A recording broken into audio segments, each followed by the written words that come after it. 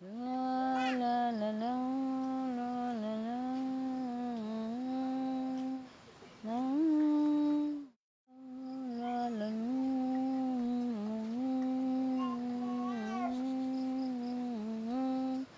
la. Mayroon po kaming kwento. Meron po kaming kwento. Meron po kaming kwento. Mayroon po kaming kwento. Mayroon po kaming kwento. Meron po kaming kwento. Meron po kaming kwento. Mayroon po kaming kwento. Mayroon po kaming kwento. Meron po kaming kwento. Meron po kaming kwento. Meron po kaming kwento.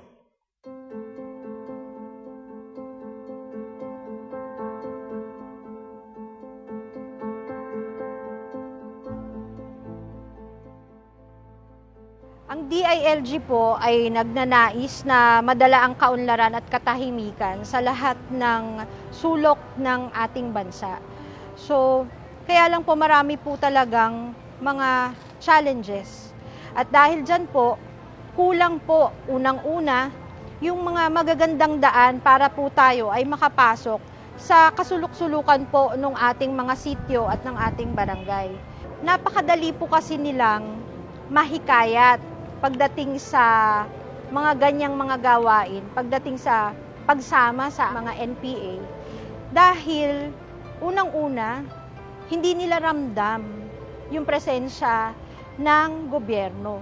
Hindi nila maramdaman yung serbisyo at ang akala po nila ay pinababayaan na po sila. Dati po, kami po yung naglalakad, dala-dala namin ang aming mga pantindang gulay, pababa po ng bayan, para po kami ay magkaroon ng kaunting pampalit ng mga kailangan, pagkain, pambili ng pambaon yung aming pumapasok. Kaya nga lang po, ay talagang hindi malaki ang inaabot namin dahil sa kami namamasahe. Sumasakay kami din sa mga habal-habal na ay binibigyan din namin ng bayad. Kung aming mga kalakal, pag wala pong sasakyan, dinadala namin hanggang sa Rafael, karga sa ulo. Tapos po, yung bibili naman budget, karga rin pong paakyat nitong bundok. Pag yung pong aming mga anak ay nag-aaral pagbaha, hindi po makatawid at yung aming hanging bridge ay wala. Ay noon po ay marain ang nangyayari na hindi katahimikan. Wala na po halos kapayapaan. Kaya may pangamba rin po kami sa aming kalooban. Ay iyan po minsan ay dito sa aming lugar ay naglalabanan na wala naman po kaming kaalam-alam. Ay siyempre sir, baryo namin ito, madadamay kami. Alam na ng NPA na pag yung mga kalsada na kumukuhan sa gubat, ay di kanilang talaga sinusunog talaga yung mga sasakyan para hindi matuloy, para hindi makapasok sa gubat yung ano. Nung pumunta kami ron, talagang yung pangangailangan, meron nga silang tinatawag na pangawitang palakol. Dumarating sa kanila pagdating ng July hanggang October, gutom talaga sila. Una, ang means of source of income nila, howling. Pagbaha, wala kang madadalang kalakal. So, hindi sila nakakapagdala dito sa nayon, papunta dito sa bayan. So, talaga gutom sila.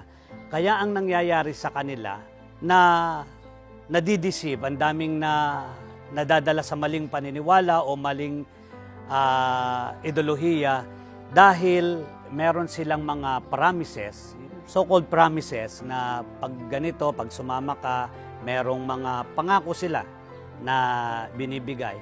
Pero at the end, talagang isang pangako lang. Kaya sila nadideceive sa hirap. Pag matanda ang may sakit, inuduyan, binababa po sa bayan na inuduyan nila para po makaabot sa pagamutan. Pero yung iba naman pong mga nagkakasakit, dahilan sa mga kapos nga, iniisip na walang pira, ay hindi na po na ipapadoktor ay di na namamatay. Nung nasa Kilusan pa po ako, sa CPP, NPA, NDF, ay pakain talaga naming pahirapang makarating ang mga taga-gobyerno at serbisyo nito sa mga lugar ng katutubo at mga liblib na mga komunidad. Sa ganong paraan nagkakaroon kami ng pagkakataong mapaniwala at maparamdam sa mga tao na inutil at korap talaga ang gobyerno. Taktika namin ito sa CPP, NPA, NDF para mahiwalay ang mga mamamayan at mga katutubo mula sa gobyerno at siguradong marami kaming mahihikayat, marirecruit upang gawing basing masa at miyembro ng mga organisasyon pati na sa hukbo ng NPA. Kasama na po sa amin dito ang panununog ng mga construction equipment dahil kung makakapasok pa po ang mga kalakal, ang serbisyo at tatatag po ang gobyerno sa pamamagitan ng kalsada, tiyak naliliit po ang teritoryong ginagalawan namin, lalo na sa liblib na kanayunan. Alam niyo po, sa matagal na panahon, ang insurgency war ng CPP, NPA, NDF ay labanan sa propaganda sa damdamin at puso ng mamamayan. Yun po talaga ang aming ginagawa nung ako'y nasa CPP, NPA, NDF. Sa ilalim ng Joint Letter Directive No. 3, isang dokumento sa pagitan ng AFP at ng PNP na nagsasaad ng interoperability o pagkakatulungan ng kapulisan at ng inyong AFP, kami po ay hindi tumitigil sa pagtugis sa mga teroristang New People's Army. These terrorists incite fear, anger, and disappointment among the masses to fight government. Through their aroused, organized, and mobilized strategy, they are able to manipulate the people into supporting their senseless cause.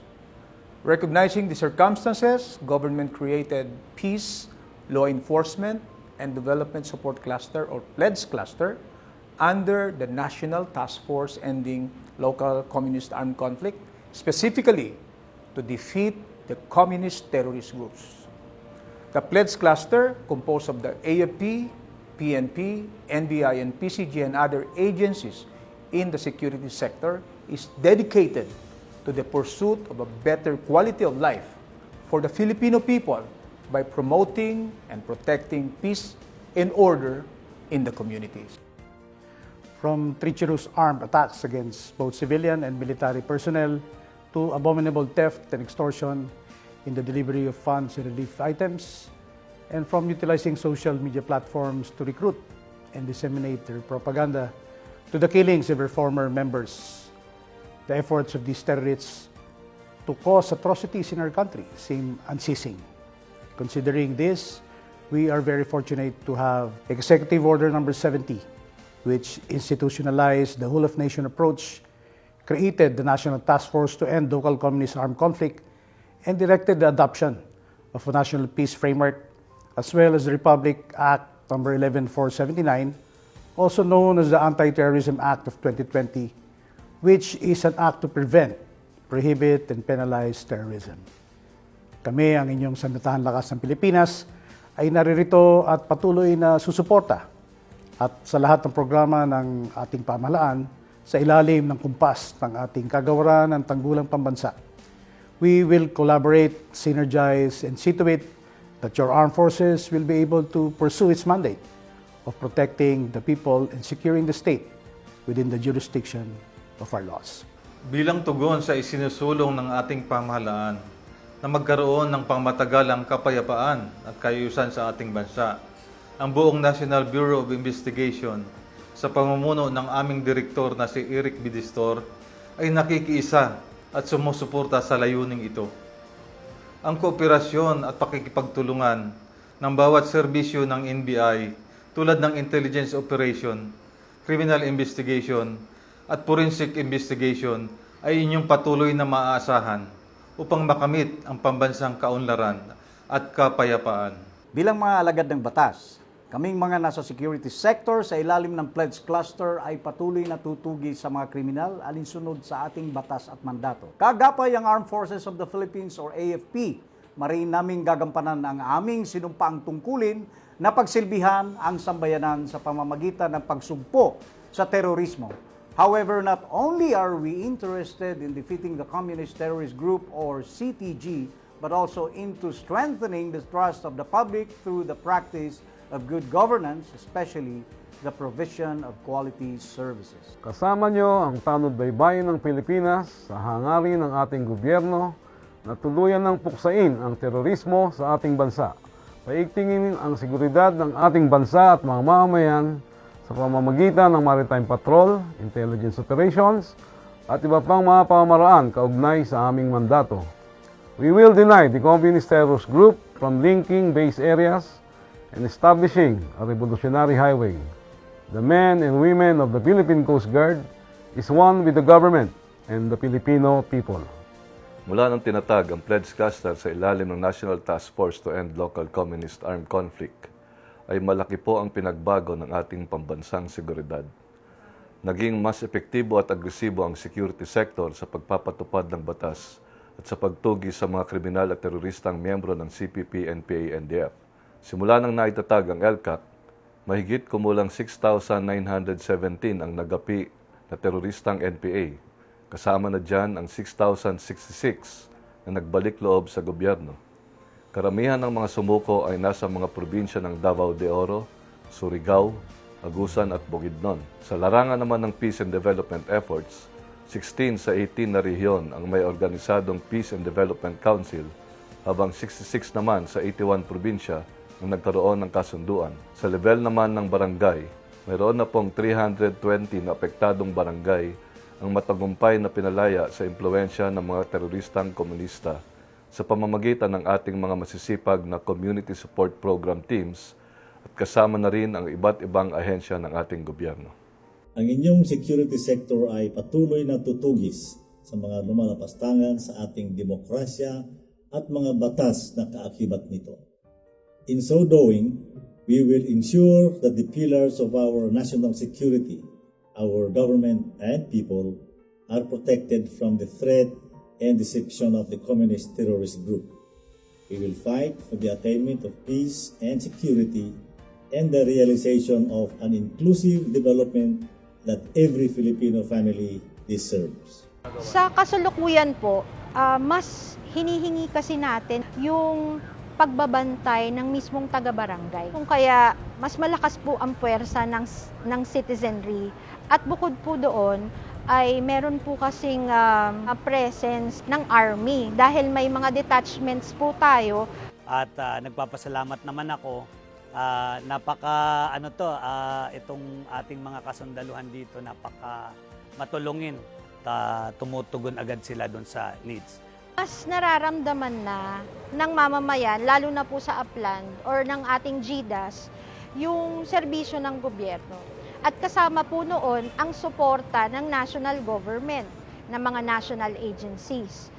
Bukod po doon, mas maliwanag na ngayon na dapat kinukonsulta po natin ang mamamayan dun sa mga kailangan nila. Nagkakaroon po tayo ng pagkakataon na magkaroon ng mga serbisyo karaban. Yung serbisyo karaban naman po, lahat po ng klase ng serbisyong pwede nating dalhin, katulad ng mga health services, social services, para sa mga senior citizen, sa children, sa women, sa ating mga solo parent, dinadala po natin doon. Ay, malaki na po ang pinagkaiba noon at ngayon. Ay, yun nga po, mahirap ang noon kasi walang masyadong sasakyan. Kaya lang po kami nababa dito, nagpaaral na kami ng aming mga anak. Pero po itong ngayon, marami na po kami na-graduate na dumagat ng college. Nung magkaroon po ng karsada, umakyat po sila doon para sila po ang maghatid sa amin ng biyaya sa amin. Hindi na kami nahihirapan bumaba, umakyat. Sila na po ang umakyat doon sa amin. Yun po ang pinagpapasalamat namin, yung nagkaroon ng karsada. Kaya pag may nagkasakit dito sa amin, antimano, may motor ng sasakyan, napauwi ng bayan.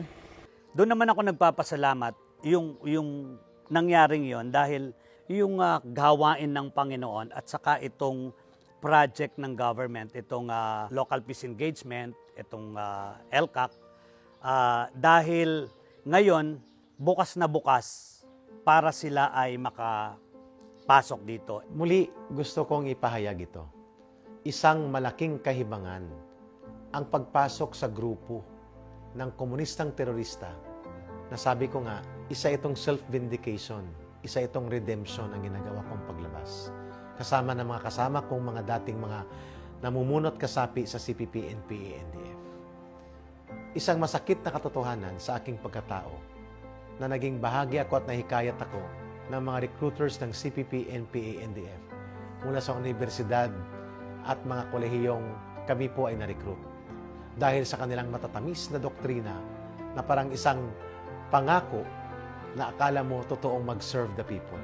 Ngunit, nung nasa loob na ako, nakita ko ang kabulukan na tinatagong kapaglapastangan nila at mga ginagawa nilang pag-abuso sa mamamayan lalo na sa pagsira sa gobyerno at sa ating bayan. Marami na po ang biktima ng kahibangang ito namatay. Nawala ng pamilya, nawasak ang kinabukasan dahil sumama sa CPP, NPA, NDF.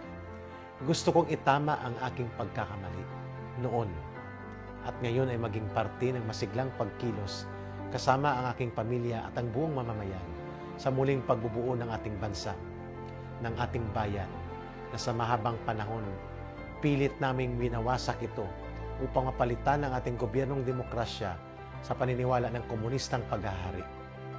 Dahan-dahan ko pong nararamdaman ang pagbabagong ito sa ilalim ng kasalukuyang pamamahala kung saan kasama ko na ngayon ang aking pamilya, bahagi ng buong pamayanan at komunidad ng ating mamamayan.